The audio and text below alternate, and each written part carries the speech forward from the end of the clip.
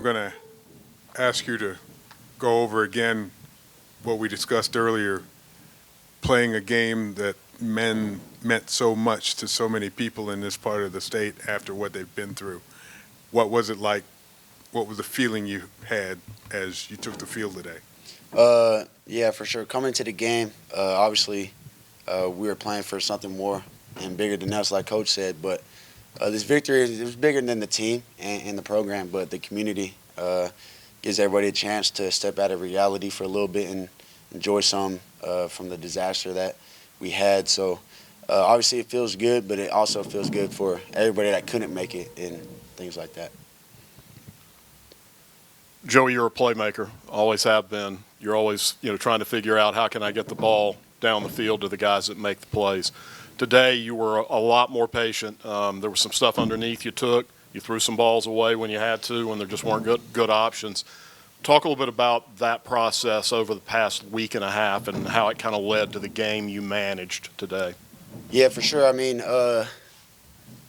coming up or throughout the season, I haven't been putting our offense and our team in positions to win due to, like I said, trying to force balls and just make bad reads. So I took, especially last game, obviously 4 interceptions, so took that to heart and started working and like mentally getting into film sessions and just self-control, honestly, because, when you're out there, I mean, I throw the ball a lot, so obviously I want that big play, but that self-control to come in just to dump it down and let tight ends, running backs get going, or to throw it out and live the next play. So this week and this really 2 weeks because we had a bye week, but really emphasized on that, checking it down at practice a lot and just throwing it away when things aren't there.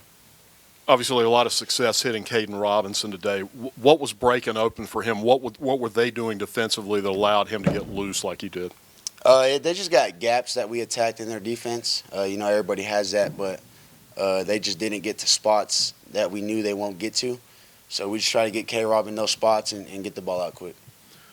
Talk a little bit about pass protection today. Georgia State's got an aggressive defense. They like to send the blitz at you. Your guys held up front, kept you clean today. What were you seeing in front of you?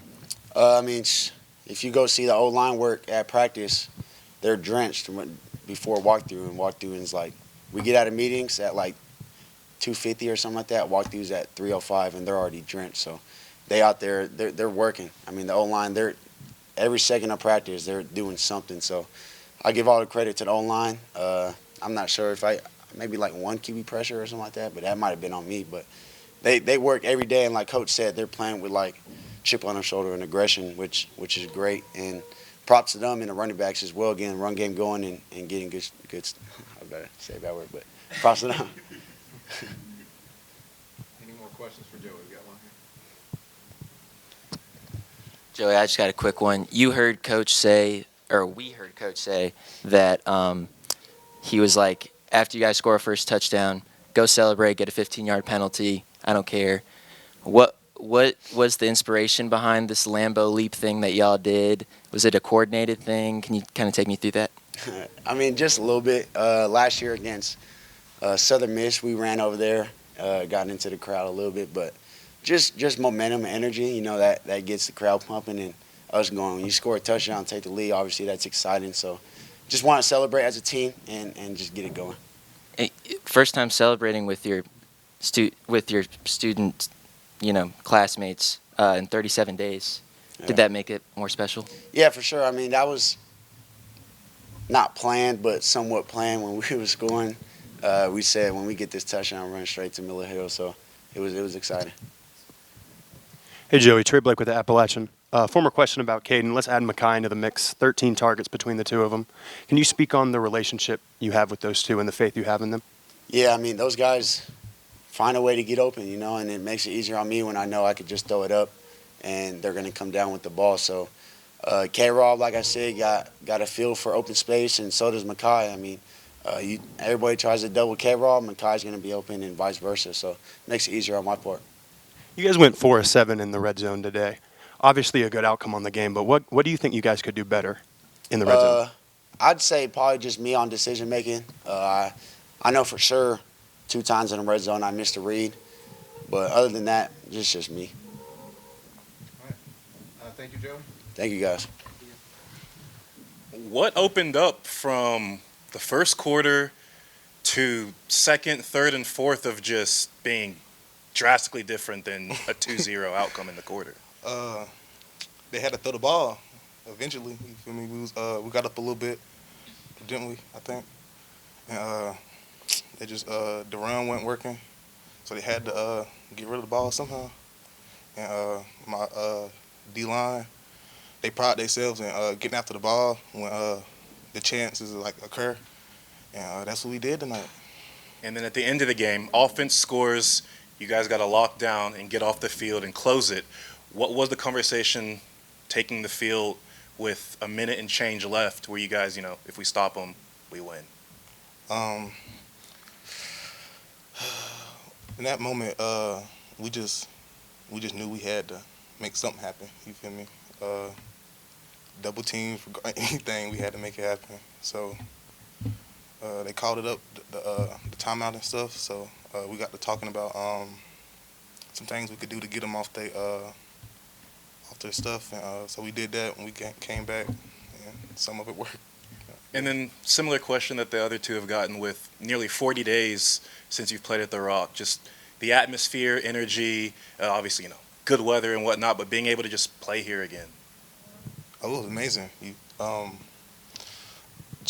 Being at other stadiums and stuff, it's not a comparison at all to Kid Brewer. So when we got everything back together and all the people back down here and stuff, it feels good just to play ball for the people, man. Santana, welcome to the press room. When you're playing a 3-man front, one of the things you have to count on at defensive end is you're probably going to spend a lot of day with 2 guys blocking you.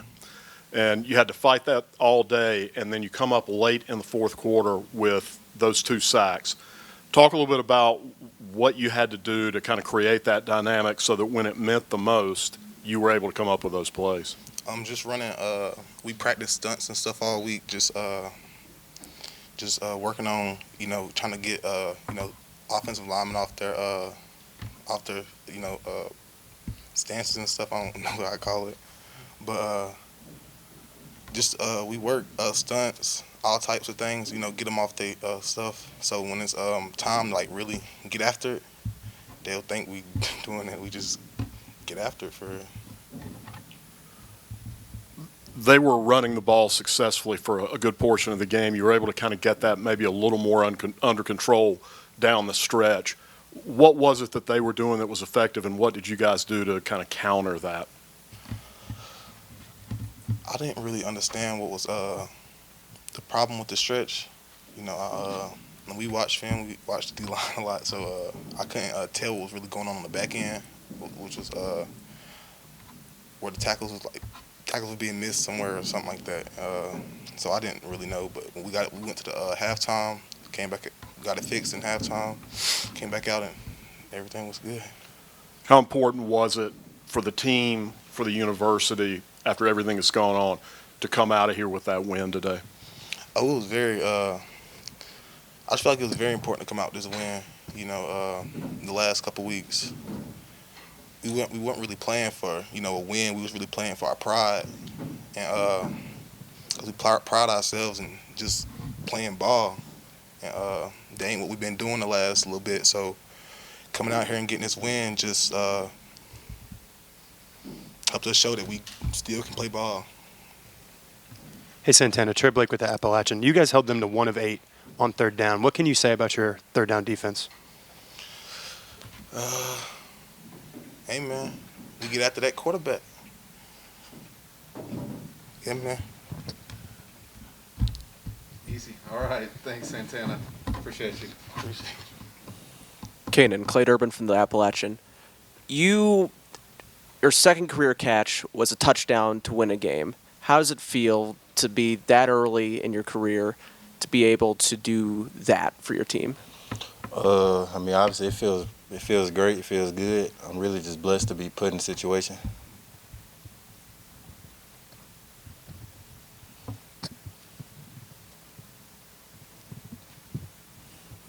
Kanen, let's talk about what happened before the touchdown. From where I was sitting, what I saw was they came out on the field to run that play, and David Larkins had maybe gotten rolled up on, hurt his ankle. Mm-hmm. He comes out, you come kind of scrambling into the play, maybe a little bit late even. Talk about what it takes mentally to stay prepared for that moment when something happens and all of a sudden you're in a big position like that. Just keeping your mental good. Obviously, I know I watch some guys every day in practice. They teach me a lot, so And that's a play that is kind of a Frank Ponce staple, that boot roll to the tight end. Mm-hmm. I'm sure you've practiced it 1,000 times. Was it any different for you though now with the game on the line and you being in that position? I caught the ball. It was a guy right there. It usually be wide open at practice, but the man got missed in the end zone.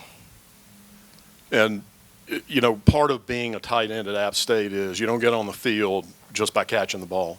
You got to go out. You got to be nasty as a blocker and put your face mask on people. Yes, sir. Just talk a little bit about the mantra of your entire position group. Well, we talk a lot about being physical, so that's really a big thing. Just being physical.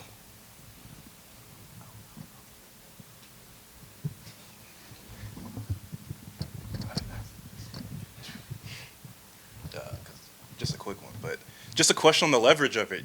You caught it, you turned around, you see someone there. There's that millisecond where you could keep it going, stiff arm, but you stuck your foot and you cut back, and it's a gamble. Yeah. But just that split-second decision-making of how you're feeling about that leverage, that's all I got. Just trying to get vertical now, so we're close to the end zone, so I just wanted to try to get in there. Anything else for Kanen? Brett has one. Kanen, in that play in the huddle, I don't know if you know the ball is going to come to you, or I guess that it could. What is that like to be in that moment, knowing that could unfold in the next couple moments? It's a big deal, but I feel like we prepare a lot, so I was prepared for the moment. It wasn't really crazy. All right, thanks, Kanen. Thank you. Ahmani, let's go chronologically. Take us through the punt block. If anybody got a hand on you, I didn't see it, but what happened? That's just all Coach Haynes. He schemed it up. We've been practicing it all week, and we executed it.